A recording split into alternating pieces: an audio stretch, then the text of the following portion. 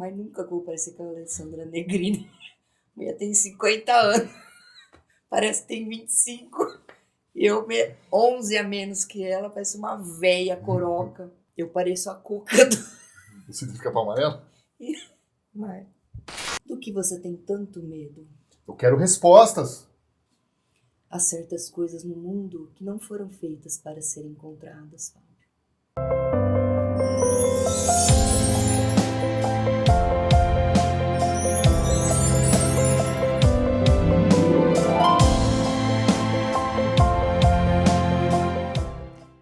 Oi, eu sou a Cuca Corre Gabs, esse é o Fábio, é nós. Hoje a gente vai falar sobre Cidade Invisível.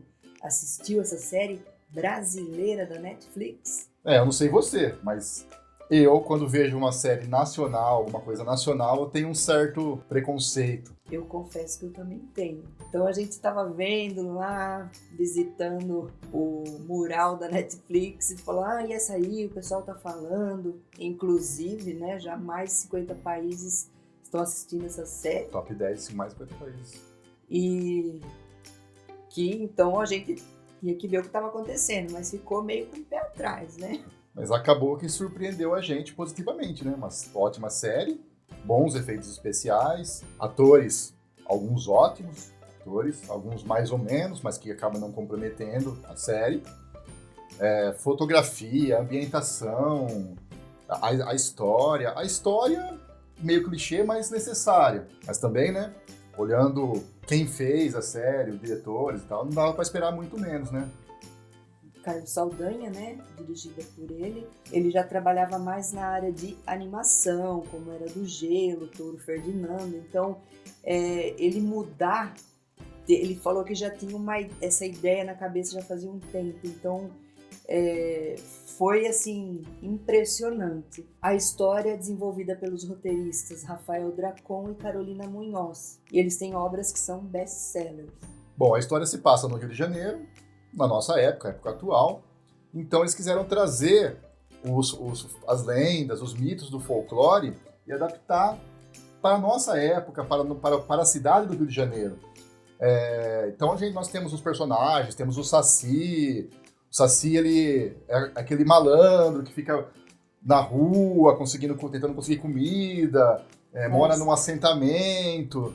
Então eles tentaram modernizar as lendas do folclore. Até porque acho que as pessoas mais novas nem conhecem muito o folclore. Até nós, né, que já estudávamos sobre isso na escola, tínhamos o Sítio do Pica-Pau Amarelo como referência. A gente fica meio perdido. Porque foi mostrado pra gente de uma forma mais simples, eu acho, né? Fazer aqueles teatrinhos, né? Como diz o Yuri Levi, papel crepom, celofane, aquelas coisinhas meio mequetrefe, né? A gente só tinha essa ideia do folclore, né? Sim. O curupira. E a gente poder experimentar isso baseado numa história meio clichê, com... um crime sendo investigado. Eu acho que ficou bem bacana, assim. Contextualizado na época atual, né? Sim. Então eu achei que essa ideia foi bem interessante do Carlos Saldanha para inserir a gente nessa mitologia, porque ficou esquecida, né? Eu particularmente gosto muito, eu me identifiquei muito com a Cuca, adoro essa simbologia da borboleta dela, até porque, como a gente fala de lendas, mitos, né? Tem várias histórias, é história oral, né? História contada. Então você vai ver a Cuca do Sítio do Pica-Pau Amarelo com aquele jacaré. Aquela peruca. Aquela ridícula. Seria ridículo, Agora a Alessandra Negrini, 50ª, minha filha, aquela bruxa. Cara de 25. Diga-se de passagem, tá muito bem. Foram muito felizes. Ela era uma bruxa, uma feiticeira da floresta, poções, cavernas. Que entra na mente da pessoa e vê o passado dela, os traumas, as dores. Isso faz até quem não acredita passar a se questionar um pouco. Então, nesse invisível, nesse lance sobrenatural, as pessoas começam a dar um pouco mais de crédito, né? Sim. Então, eu acho que essa pegada que foi o sensacional da série. Então, basicamente é isso, né? A história o Eric, né, o policial ambiental, ele perde a esposa, que é a antropóloga, a Gabriela. Ela estava numa festa junina lá na floresta, onde ela trabalha, fazia os trabalhos dela, e ela morre lá. Aí ele quer investigar o caso, né? Nossa, a esposa... Foi um incêndio na floresta, né? Um incêndio estranho. Isso. E aí que se dá a série. Começa a aparecer as coisas sobrenaturais, as coisas esquisitas. E aí a gente vai conhecendo as entidades. Cada episódio eles se preocupam em apresentar uma entidade pra gente, conta uma historinha mais ou menos resumida de como a entidade se transformou, como ela virou a entidade, tipo a Yara, o Saci, o Curupira. Cada episódio ele vai contando assim, rápido, não é uma coisa arrastada, né? São episódios de 30, 35 minutos e tal. Então é gostoso de assistir, o desenvolvimento é muito bom e vai contando cada vez, tipo, pra quem não tem nenhuma noção dos personagens, ele vai aprender a conhecer lá. Isso, aí depois você vai pesquisar um pouco mais, vai né? aguçar sua curiosidade. Até porque, que nem a gente vê o vocalista do Matanza lá, o Jimmy London, Tutu.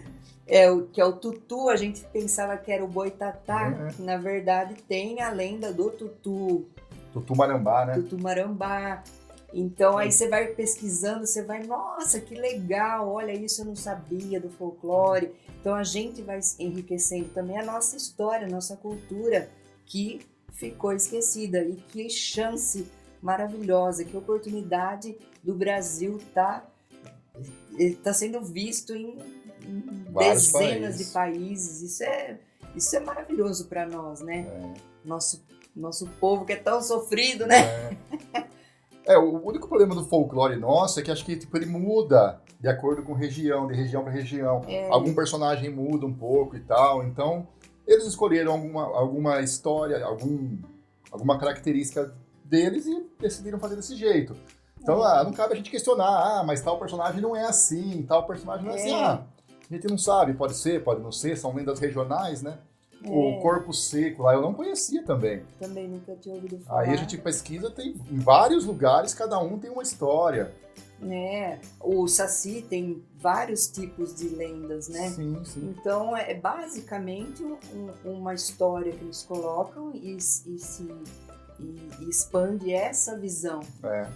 Mas até porque tem mais de 300 entidades aqui no Brasil. Nossa, agora vamos pesquisar mais. O folclore é muito grande. É muito rico, né, esse conteúdo. Então, esperamos que tenha uma segunda temporada aqui. Pelo feedback, acredito que vai ter, né? Espero que tenha logo. Então, nós recomendamos para você essa série. Então, se você não assistiu ainda, corre lá, é rapidinho, episódios de 30 minutos, né? 7 episódios. Rapidinho, você assiste rápido.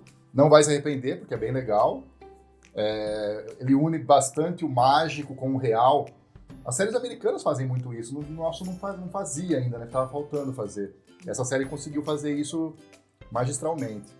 Sim. Então, se você não assistiu, assista. Agora vamos comentar algumas coisas sobre os personagens, com algum spoiler. Então, vai lá assistir e depois você volta para o vídeo para terminar aqui.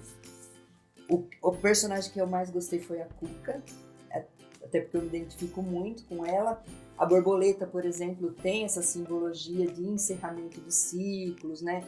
E todos os animais, na verdade, eles vêm dar um sinal. Então eu gostei muito da Cuca.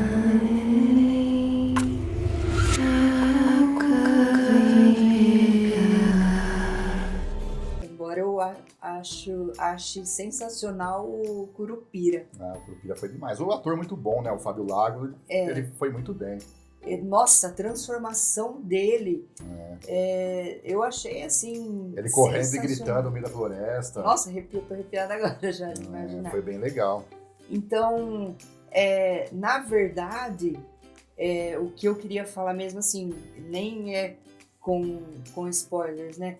Que essas entidades, elas no fundo, elas não são do mal.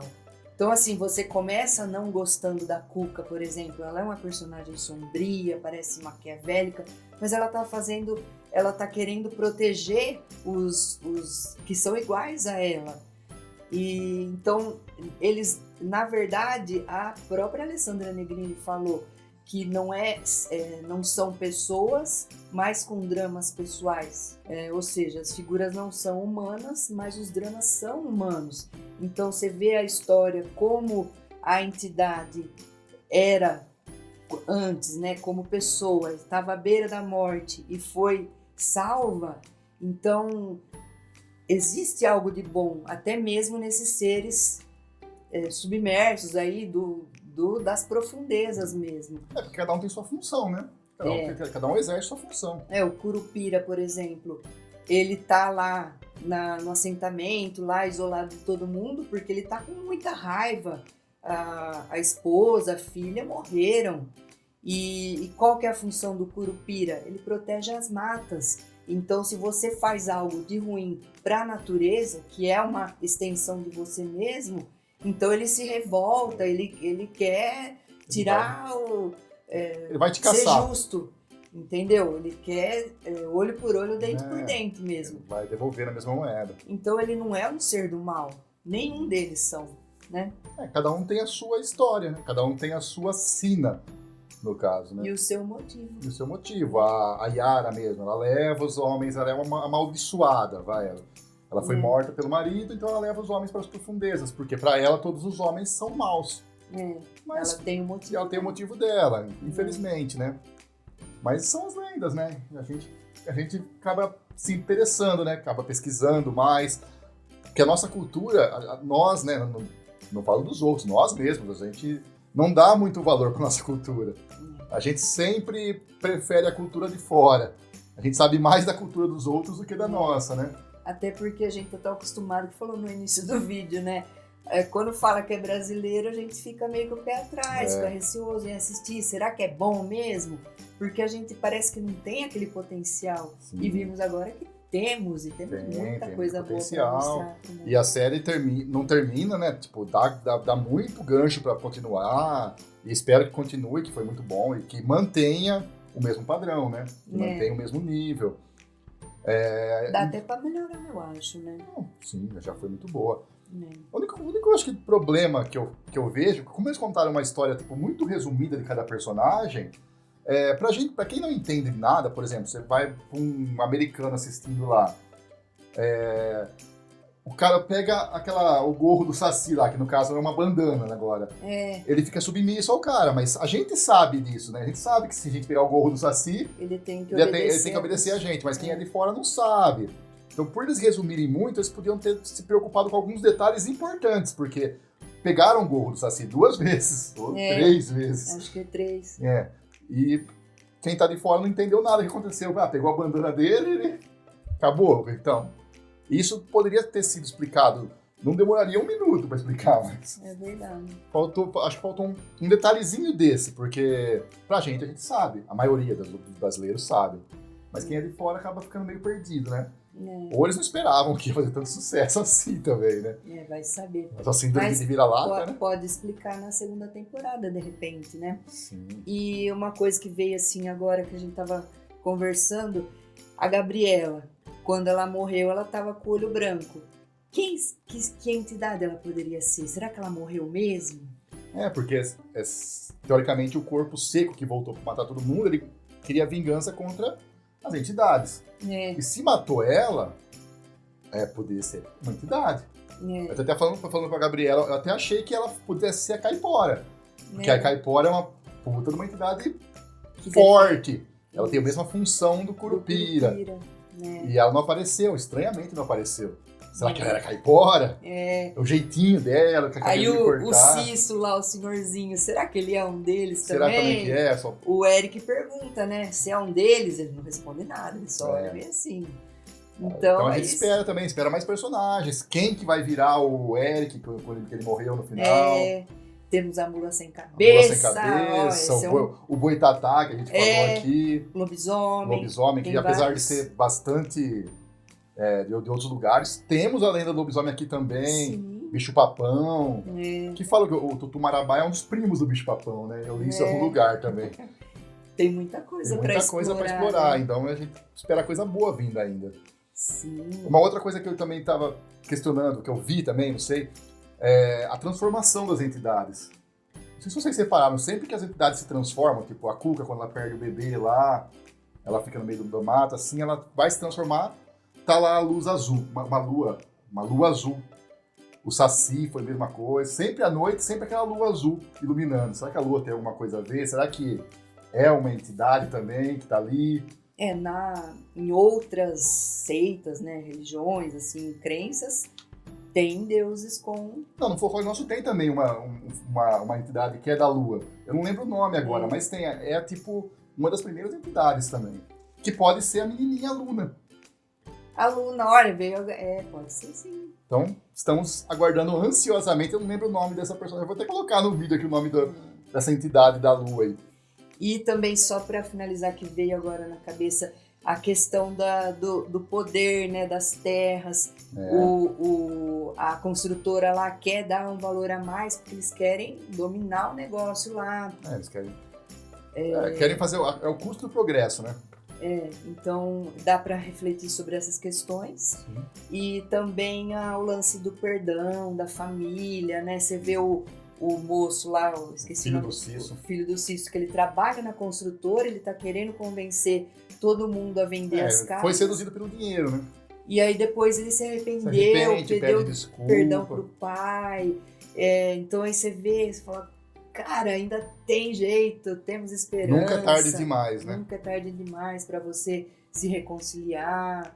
Enfim, fica sempre essa lição sempre que a gente vai tirando sempre de todas as séries que a gente assiste. É isso aí. Bom, espero que tenha gostado desse vídeo. Muita gratidão por ter assistido até aqui. Nos vemos no próximo. Assista Cidade Invisível. Diga qual o seu personagem favorito. O meu é a Cuca, o seu? Eu gostei do Saci, viu? Achei legal. Achei legal. Achei que ele começou bem e depois ele ficou meio sem sentido, não é sentido, sem ficou meio objetivo.